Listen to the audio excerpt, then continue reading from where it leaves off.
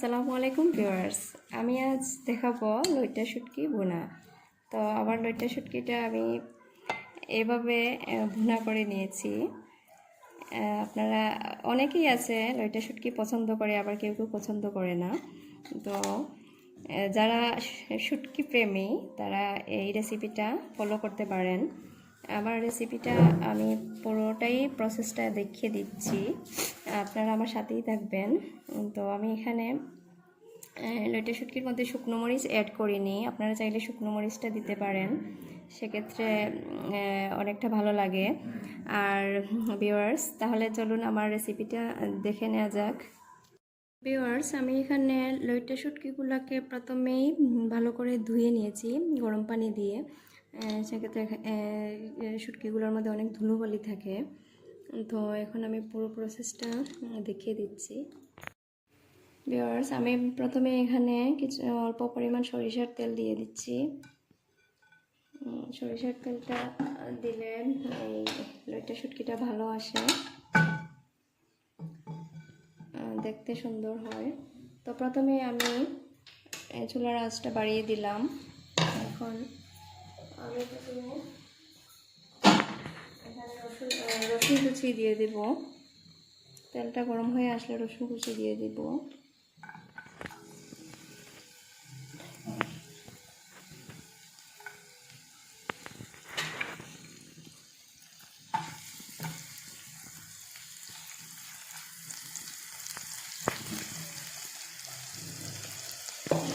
Viewers, আমি এখানে শুটকিগুলোর ভিতরে কাঁটাগুলো বের করি না, আপনারা চাইলে সিদ্ধ করে কাঁটাগুলো বের করতে পারবেন। তো আমি রসুনের সাথে আমার এই লইট্টা শুটকিগুলো বেজে নেব।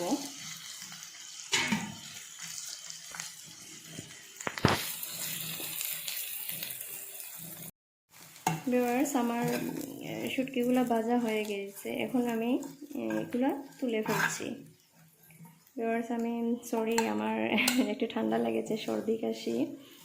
সো আপনারা বিরক্ত হবেন না আশা করি। এই পর্যায়ে আবার সেকেন্ড টাইম তেল দিয়ে দিচ্ছি।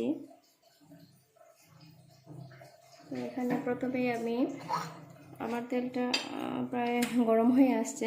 এই পর্যায়ে আমি এখানে বাটা রসুন রেখেছি, আর এখানে রেখেছি আমি হলুদ গুঁড়া 1/2 চামচ, মরিচ গুঁড়ো 1 চামচ, আর ধনে গুঁড়ো 1 চামচ, আর অল্প আদা রেখেছি 1/2 চামচ, 1/2 চামচ থেকে একটু কম।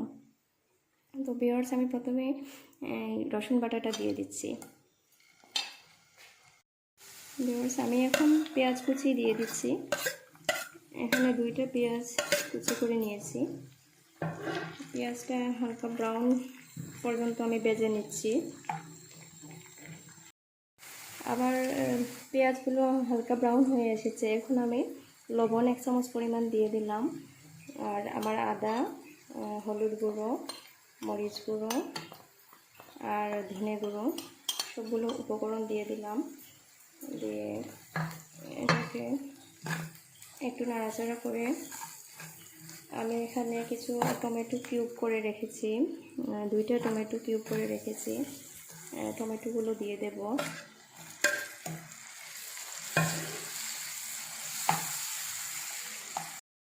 টমেটোটা দিলে কালারটা অনেকটা সুন্দর আসে, আর ফ্লেভারটাও ভালো লাগে।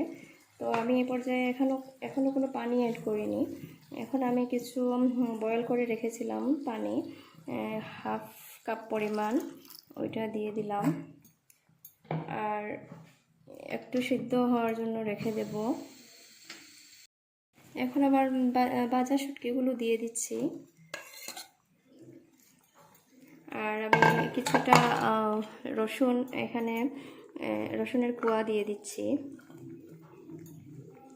এই রসুনের কোয়া শুটকির সাথে সিদ্ধ হবে, দেখতেও ভালো লাগে। ভিউয়ার্স, আমার শুটকিগুলো 3 থেকে 4 মিনিটের মতো এখন আবার জাল দিয়েছি, মোটামুটি সিদ্ধ হয়ে এসেছে। এখন আমি 1/2 চামচ পরিমাণ ভাজা জিরে গুঁড়া দিয়ে দিলাম, এটা অপশনাল, আপনারা চাইলে না দিতেও পারেন। আর এখানে আমি 4-5টা কাঁচামরিচ দিয়ে দিচ্ছি, দিয়ে আবারও 2 মিনিটের মতো আমি এটাকে জাল দেব।